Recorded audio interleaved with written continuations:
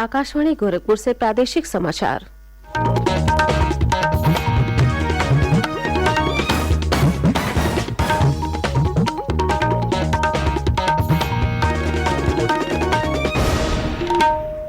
नमस्कार।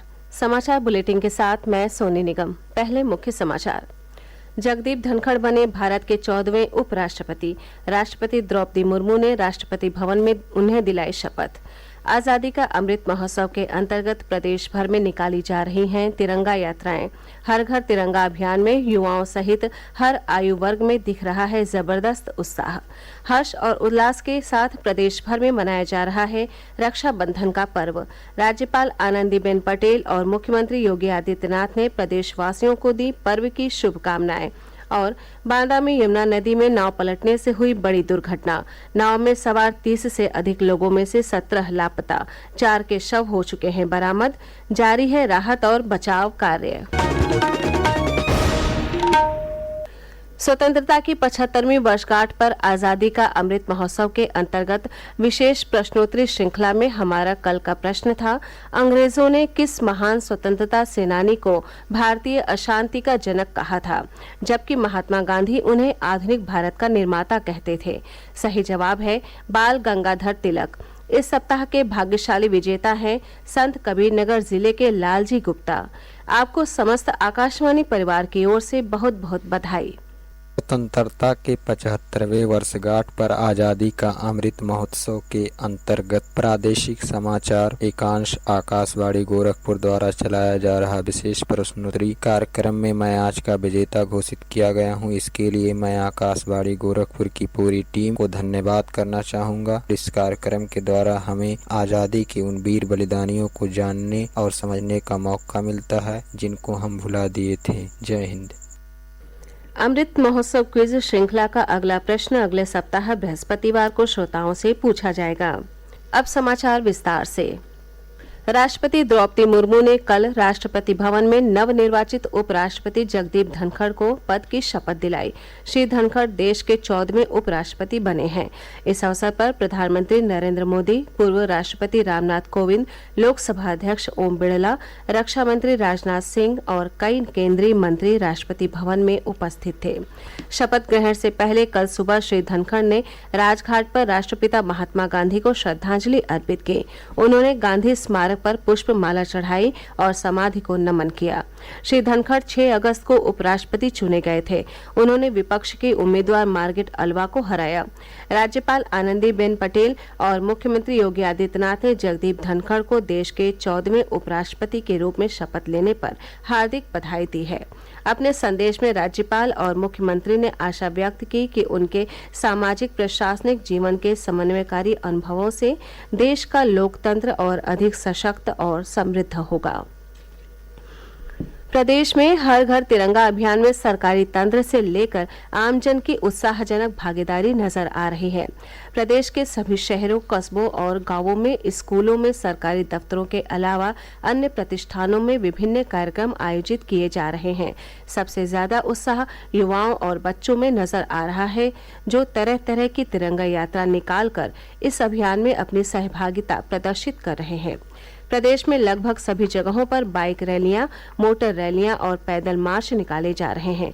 तमाम राजनीतिक दलों के कार्यकर्ता, विशेष तौर पर सत्तारूढ़ भारतीय जनता पार्टी के सभी नेता, सांसद, विधायक और मंत्री अपने अपने क्षेत्रों में लगातार तिरंगा यात्रा निकाल रहे हैं। लोग अपने घरों पर अभी से तिरंगा फहरा रहे हैं। पीलीभीत में ई रिक्शा चालकों ने भी अपने वाहनों पर तिरंगा झंडा लगाकर तिरंगा यात्रा निकाली।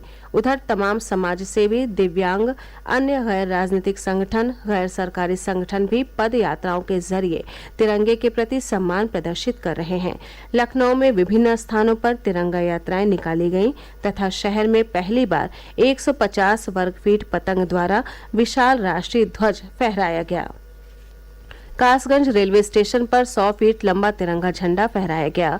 मैनपुरी जिले में तिरंगा ऑन व्हील्स भी तिरंगा यात्रा में शामिल किया गया। प्रदेश के उप मुख्यमंत्री और ग्रामीण विकास मंत्री केशव प्रसाद मौर्य ने आकाशवाणी समाचार के साथ विशेष बातचीत में बताया कि प्रदेश भर में अमृत सरोवरों के किनारे गांव देहात में लोग इकट्ठा होकर 15 अगस्त को अमर शहीदों को याद करेंगे और आजादी का उत्सव मनाएंगे। ये समाचार आप आकाशवाणी गोरखपुर से सुन रहे हैं।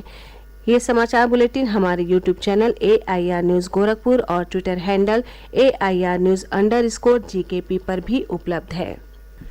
रक्षाबंधन का पर्व कल से प्रदेश भर में उल्लास और उमंग के साथ मनाया जा रहा है। इस अवसर पर बहनें अपने भाइयों की कलाई पर राखी धागे बांधकर उनकी सुख, समृद्धि और आरोग्य की कामना करती हैं और भाई उनकी रक्षा का वचन देते हैं। राष्ट्रपति द्रौपदी मुर्मू, प्रधानमंत्री नरेंद्र मोदी और मुख्यमंत्री योगी आदित्यनाथ ने रक्षाबंधन पर लोगों को बधाई दी है। श्रीमती मुर्मू ने अपने संदेश में आशा व्यक्त की कि भाई बहन के परस्पर प्रेम और विश्वास का ये त्योहार समाज में महिलाओं के प्रति आदर और सम्मान को बढ़ावा देगा। प्रधानमंत्री नरेंद्र मोदी ने देशवासियों को रक्षाबंधन की शुभकामनाएं दी। रक्षाबंधन के अवसर पर प्रधानमंत्री कार्यालय में काम करने वाले कर्मचारियों की बेटियों ने प्रधानमंत्री को राखी बांधी।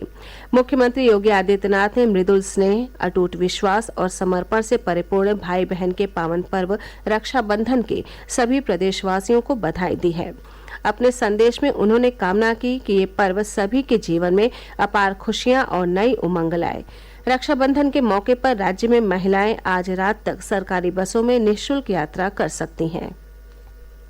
मुख्य सचिव दुर्गा शंकर मिश्र ने प्रदेश में खसरा एवं शजरा के डिजिटाइजेशन, खतौनी, वरासत और घरौनी पर की गई कार्रवाई की समीक्षा की। उन्होंने राजस्व विभाग के कार्यों को पूरी तरह से डिजिटाइज करने के निर्देश दिए। उन्होंने कहा कि समयबद्ध एवं चरणबद्ध तरीके से इन कार्यों को डिजिटाइज किया जाए।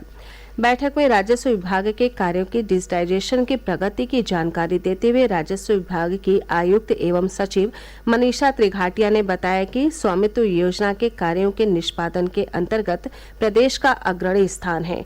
उन्होंने बताया कि प्रदेश के 22 जनपदों में ड्रोन सर्वे का कार्य पूरा हो चुका है।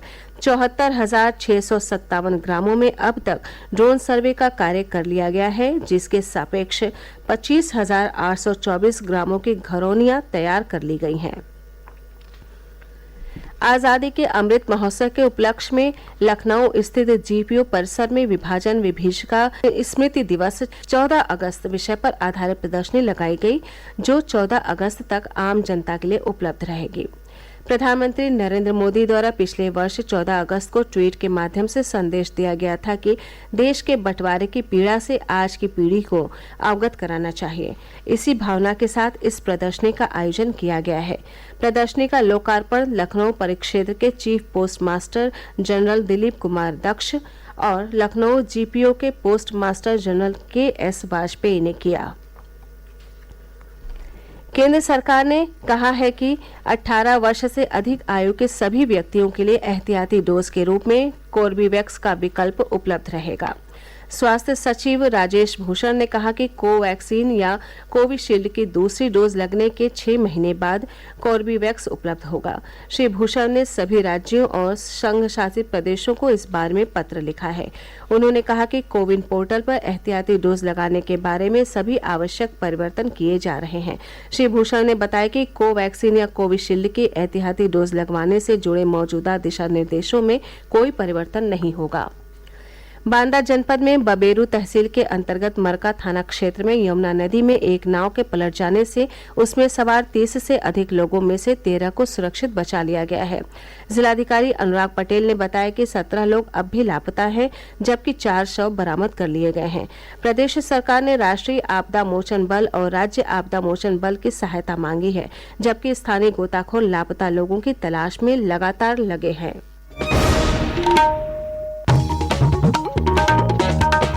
अंत में मुख्य समाचार एक बार फिर।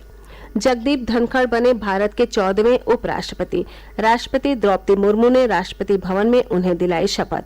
आजादी का अमृत महोत्सव के अंतर्गत प्रदेश भर में निकाली जा रही हैं तिरंगा यात्राएं। हर घर तिरंगा अभियान में युवाओं सहित हर आयु वर्ग में दिख रहा है जबरदस्त उत्साह। हर्ष और उल्लास के साथ प्रदेश भर में मनाया जा रहा है रक्षाबंधन का पर्व। राज्यपाल आनंदीबेन पटेल और मुख्यमंत्री योगी आदित्यनाथ ने प्रदेशवासियों को दी पर्व की शुभकामनाएं। और बांदा में यमुना नदी में नाव पलटने से हुई बड़ी दुर्घटना। नाव में सवार 30 से अधिक लोगों में से 17 लापता, 4 के शव हो चुके हैं बरामद। जारी है राहत और बचाव कार्य। इसी के साथ ये समाचार बुलेटिन समाप्त हुआ। नमस्कार।